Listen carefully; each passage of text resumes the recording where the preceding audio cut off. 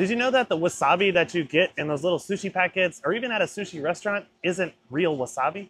In fact, I'd be willing to bet that you've never even seen real wasabi.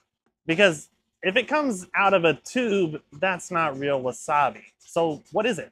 Typically, that's going to be horseradish, mustard, starch, and green food coloring. Sounds real appetizing. So why is that? Well, that's because wasabi is actually one of the hardest plants in the world to grow. So much so that even I, who grows tons and tons of plants, won't even attempt to grow wasabi. Real wasabi, well, it comes from the wasabi plant, and the wasabi plant only grows in very specific growing conditions. It naturally grows next to flowing water, preferably snowmelt or spring water, in mountainous valleys where it doesn't get too cold and it also doesn't get too hot, but it has a specific humidity range too that it really likes. And that's really, really hard to replicate if you don't live in an area like that. There are some places, obviously in Japan, that are able to mass produce the wasabi plant. And there are some people also in the UK that are able to get wasabi grown at scale. But for those of us that live in other parts of the world, especially those of us here in Texas, we don't stand a chance at being able to grow this plant.